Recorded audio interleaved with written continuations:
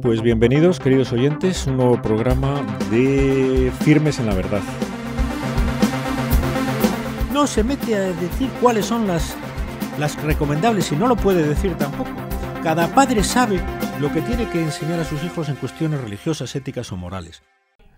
Bienvenidos, queridos oyentes, al programa Firmes en la Verdad de HM Radio, que en esta ocasión contamos todos, Juan Manuel aquí presente conmigo y todos ustedes al otro lado del micrófono, contamos con un invitado al teléfono al que damos ya la bienvenida. Se trata de don Iván de Vargas. Bienvenido a nuestro programa, Iván. Muy buenas tardes, don José Luis. Un cariñoso saludo también a don Juan Manuel y a todos los oyentes de Firmes en la Verdad. Muchas gracias, Iván. Mira, le hemos invitado al programa porque como colaborador de ayuda a la Iglesia necesitada, es usted un buen conocedor de cosas de las que nosotros somos unos perfectos ignorantes, como consecuencia muchas veces de que se oculta en los medios de comunicación más habituales, se ocultan verdades que no sé, usted nos explicará en la medida de las posibilidades del programa cuáles pueden ser los motivos por los que el foco de atención está en otras cosas, y esto incluso en medios que difunden noticias religiosas sobre la Iglesia a lo mejor no están suficientemente expuestos y dichos para que todos lo conociéramos, ¿no? Se tratan de las dificultades de los creyentes en muchísimos países. Aquí estamos muy acostumbrados en España en concreto a asistir a iniciativas como marchas, huelgas de hambre, cortejos, cuando hay una minoría o mayoría, lo que en cada caso convenga, que sufre algún atropello en sus derechos, ¿no? Entonces aquí sobre este tema del atropello a los creyentes cristianos en países mayoritariamente de otras confesiones, principalmente islámicos, tenemos pocas noticias. ¿Por qué cree que se debe y en qué consiste y dónde es principalmente donde esto está ocurriendo, don Iván? Pues mire, son muchas preguntas a la vez, pero voy a intentar contestar poco a poco a cada una de ellas. Sí. Es verdad que hay una realidad que es acallada constantemente por los medios de comunicación y es la falta de libertad religiosa en el mundo. Yo quiero dar unos datos para nuestros oyentes, para que se hagan una idea de la magnitud de lo que estamos hablando. Si yo les digo que hay 200 millones de cristianos en el mundo que por el hecho de corresponder al amor de Dios son perseguidos, e incluso muchos tienen que derramar su sangre, o si les digo que hay 150 millones más que están discriminados, es decir, estamos hablando de 350 millones de hermanos nuestros que realmente tienen que vivir su fe de forma escondida, siendo vejados, sin ningún tipo de facilidad. Me imagino que es una cifra que realmente, pues les llama la atención. Decirles también que los cristianos en el mundo sufren 105.000 ataques al año, según datos de la OSCE. Decirles que en el siglo XX ha habido 45 millones de hermanos nuestros, 45 millones de cristianos que han dado su vida. Realmente son unas cifras, yo diría incluso escalofriantes, ¿no? Y muy desconocidas, muy silenciadas por los medios de comunicación. Los motivos de la violencia, en primer lugar, tienen que ver con países totalitarios. Tenemos muchos países totalitarios, fundamentalmente de corte comunista, en los que hay dictaduras y por tanto no hay libertad. Es el caso de China, de Corea del Norte, de Vietnam, es el caso también, de Cuba, donde los cristianos son profundamente discriminados. Si hay ocasión, pues contaré alguna anécdota sobre la situación en Cuba, porque hay gente que cuando habla uno de que hay discriminación a los cristianos en Cuba, dicen, pero si ha viajado el Papa recientemente. Bueno, pues si hay ocasión contaré alguna anécdota. Bueno, luego hay otro motivo, otro foco de violencia contra los cristianos, que es el que se produce, como usted bien ha dicho, don José Luis, en los países donde hay radicales fundamentalistas. islámicos, pero también de otras religiones, porque en la India, pues los cristianos han sufrido y siguen sufriendo los ataques y la violencia de fundamentalistas hindúes. Realmente, como decía, es una realidad silenciada, aunque últimamente algunos medios están dando a conocer los hechos que han sucedido en Nigeria, algunos de los ataques que ha habido también en Egipto, la situación un poco en Irak. Quiero decirles, aprovechar también la ocasión que me brindan para decir que el Islam en sí no es malo. Lo peligroso son los grupos radicales y fundamentalistas que utilizan la religión de forma torticera para sus intereses, que son el poder, el dinero. En este sentido, para resumir un poco las ideas, muchos hermanos nuestros están perseguidos. 3 de cada 4 personas en el mundo que sufren persecución, que no tienen libertad religiosa, que son discriminados por razón de la fe, son cristianos. No sé si he conseguido contestar a sus preguntas, pero vamos, estoy abierto también a poder seguir profundizando en el tema.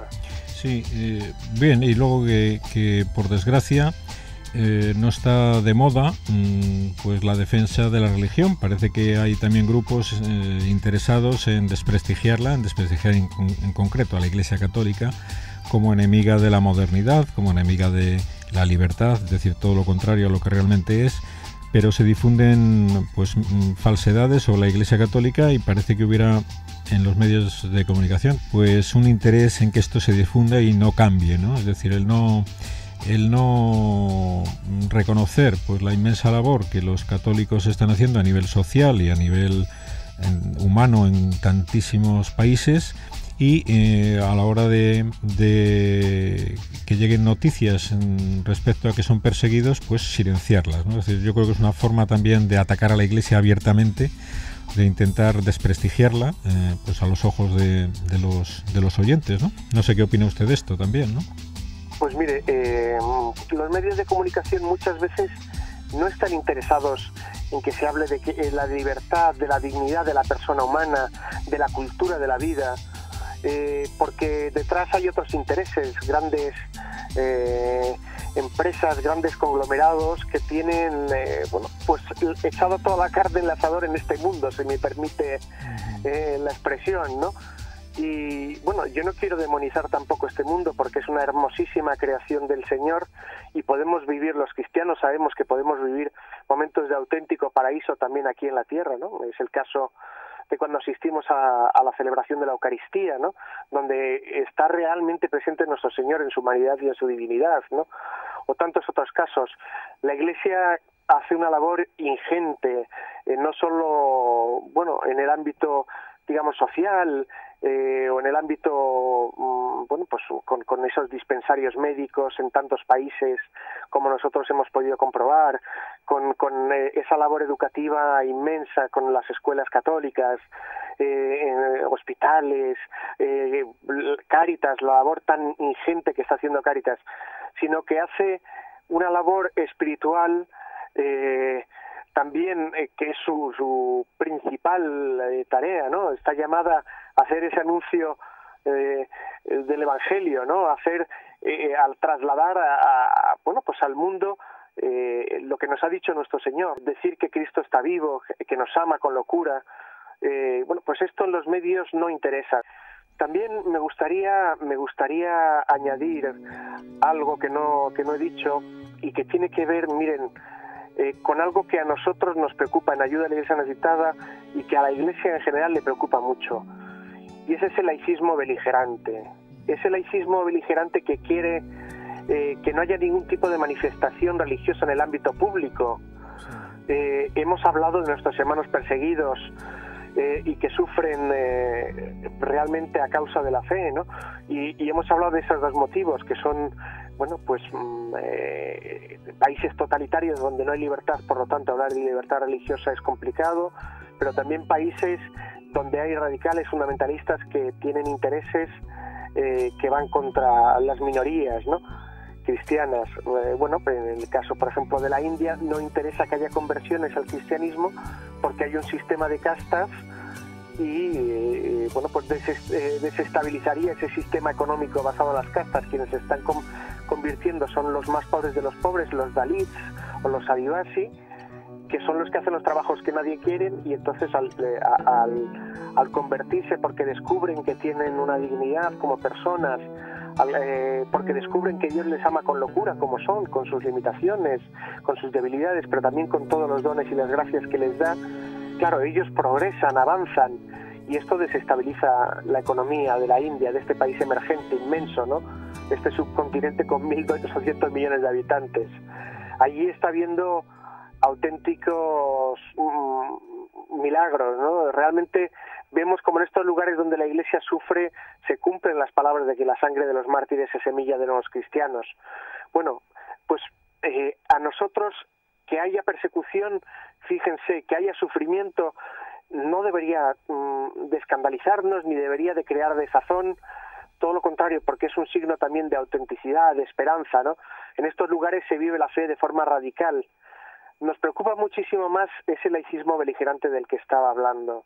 Un laicismo que intenta que nuestra vivencia de la fe se quede en el ámbito privado, que intenta que no haya ningún tipo de muestra, de manifestación de religiosa en el ámbito público. El laicismo beligerante que ha conseguido que muchas veces los cristianos bueno, pues estemos adormecidos o nos avergoncemos, ¿no?, de decir que lo somos, de dar manifestación, de dar testimonio público de nuestra fe, porque no vaya a ser que nos perjudique en nuestro trabajo, o no vaya a ser que, bueno, de decir que sea cristiano me vayan a se vayan a mofar de mí, o vayan a decir que en fin, que soy un beato.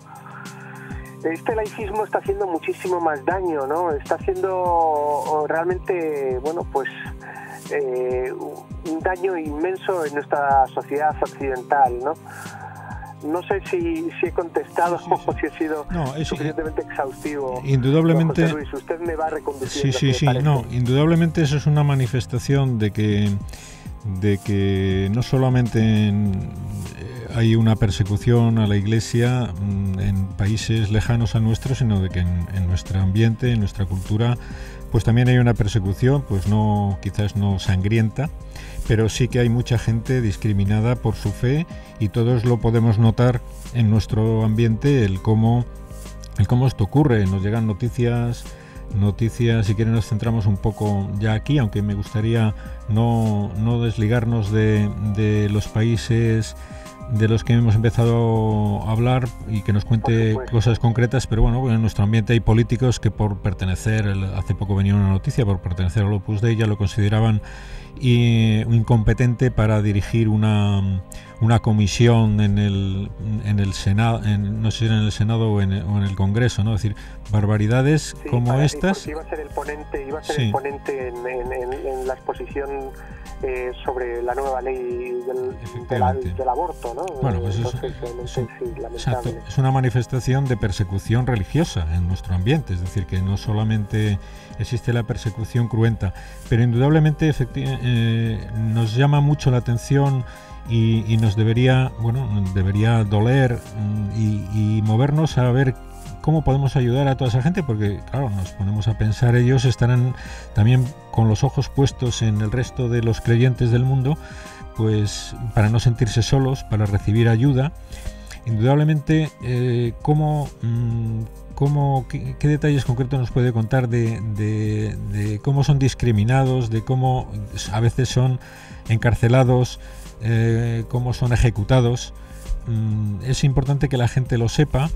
Y bueno, pues aunque solo sea sabiéndolo, como hermanos nuestros que son, como usted bien nos ha recordado, pues tenerlos muy presentes, ¿no? Es decir, si no podemos ayudarlos materialmente, pues sí, la ayuda de la oración tiene que ser algo que no falte, ¿no? Pues mire, don José Luis, yo le diría varias cosas. Bueno, yo creo que es importante también porque digamos, ¿no?, claramente, el hábitat natural del cristiano es la cruz, que es el símbolo más hermoso del amor. Quiero decir, nuestro Señor en la cruz fue crucificado y está clavado con los brazos abiertos y nos está abrazando a cada uno de nosotros. Ellos viven unas palabras que resuenan muy, muy fuerte también en mi interior, ¿no? cuando en el Sermón de la Montaña dice: ama a tus enemigos y reza por los que te persiguen. Y esto es algo que nosotros hemos constatado. Ellos realmente aman de forma concreta a las personas que les hacen tanto daño. A mí realmente esto me conmueve, si me permite que se lo confiese, ¿no? Hombre, Le haga esta pequeña confidencia. Le voy a hacer un ejemplo concretísimo. El arzobispo de Cuttack Bhubaneswar, una de las 5 diócesis del estado de Orissa, en la India hay 7 estados con ley anticonversión. En el estado de Orissa, donde está este arzobispo, Monseñor John Barua, en el 2008 empezaron unos ataques salvajes contra la comunidad cristiana, como decía, los más pobres de los pobres, los Dalits, la casta de los intocables, y los Adivasi, que son las tribus originarias de la India. Pues allí en el 2008 se quemaron 6.000 casas, se destruyeron 400 iglesias. A los cristianos los reunían con el padre, la madre y los hijos, y asesinaban al padre delante de la madre y de los hijos.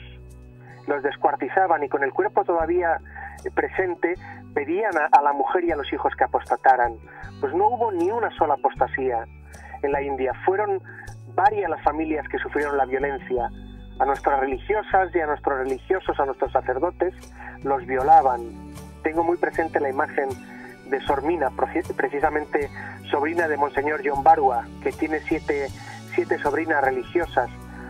A Sor Mina la violaron 100 veces 50 hombres distintos.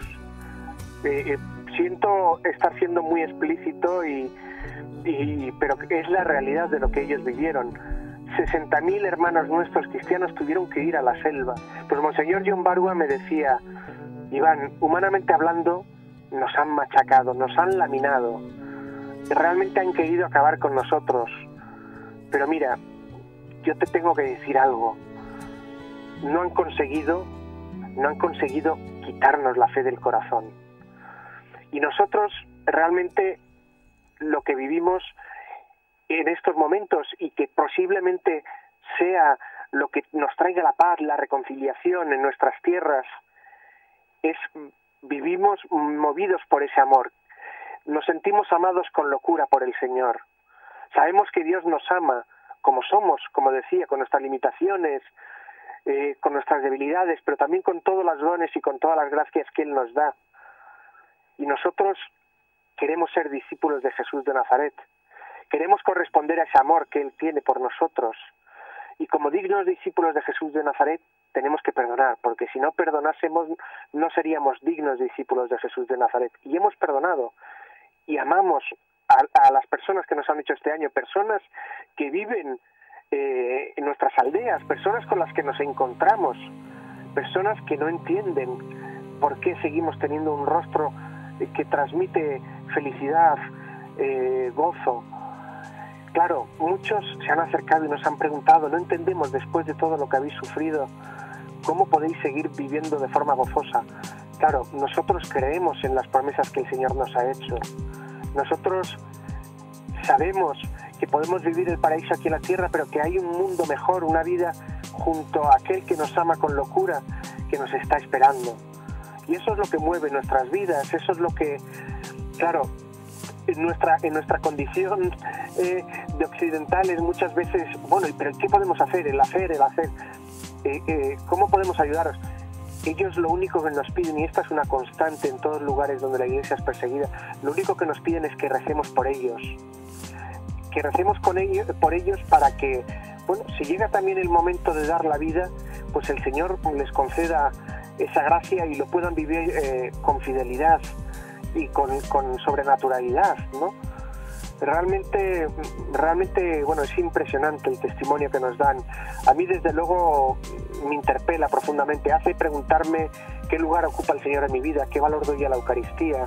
En tantos países donde, bueno, por el hecho de ir a misa te juegas la vida porque te pueden poner una bomba, o porque pueden entrar y pueden fusilarte, como sucedió en Bagdad o en Mosul, donde fueron asesinados 54 hermanos nuestros y los 3, el sacerdote y los 2 diáconos que estaban celebrando, ¿no? Estamos hablando de hace 3 días, como quien dice, ¿no? se siguen produciendo ataques, pues ¿qué valor tiene la Eucaristía para mí, ¿no? Yo el otro día contaba, en mi parroquia, el domingo hay 8 celebraciones de la Eucaristía. Y hay hermanos nuestros en estos países donde solo pueden celebrar la Eucaristía igual una vez al año, o que tienen que recorrer 45 kilómetros a pie descalzos, sorteando las minas ante persona. Esto, bueno, pues nosotros tenemos esa suerte. ¿Y cómo vivimos nosotros la Eucaristía? Si ustedes pudieran ir a alguno de estos lugares y ver con qué piedad, porque realmente son conscientes de que están viviendo un auténtico momento de paraíso en la Eucaristía.